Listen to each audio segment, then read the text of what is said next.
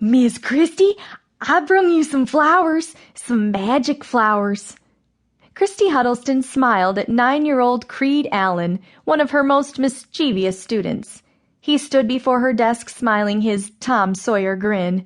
His hands were empty. "Invisible flowers?" she exclaimed. "My favorite kind." She made a show of accepting her imaginary bouquet. "Thank you, Creed. Now it's time to get to your seat. The noon break is over, and we've got an English lesson waiting." "They ain't invisible, Miss Christy," Creed insisted. "They's magic."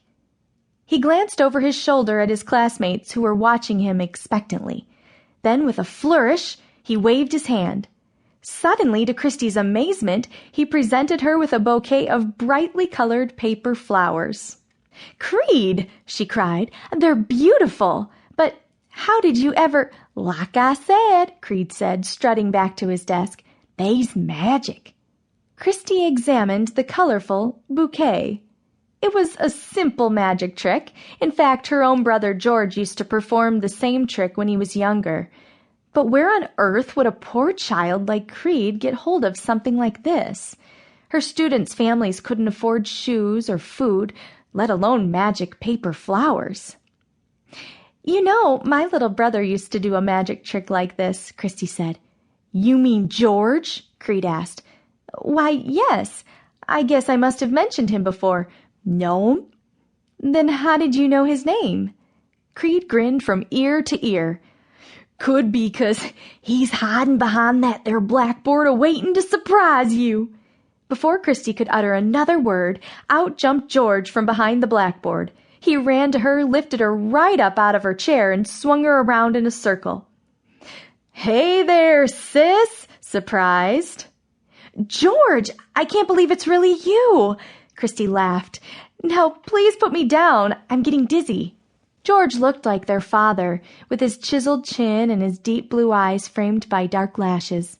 However, their father had a solemn, worried air about him, but George always seemed ready to take on the world.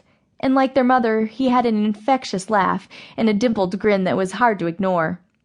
Christy had also inherited their father's blue eyes, but she had their mother's delicate build, and when it came to personality, she was much more like their father than George was. She was responsible, kind, and quick to worry. "Class," Christy said, straightening her dress, "I'd like you to meet my brother, George Huddleston." "Oh, I've already met a few of these characters," George said, winking at Creed. "I taught Creed that magic trick during the break while you were reading to some of the other children. He's a quick study." "How long have you been here?" "Oh, just an hour or so.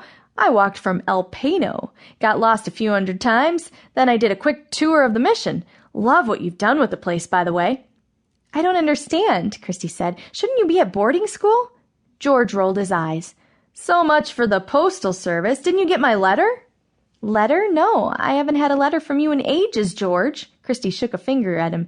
"Even though I write you every single week." I know. I'm the world's lousiest correspondent, but they keep us pretty busy at school, sis. The thing is, I did write to tell you I was coming," he grinned. "Or warn you, I guess I should say." "Don't be silly," Christy gave him a hug. "You know I'm thrilled to see you. But what about school?" George picked up a piece of chalk from the blackboard.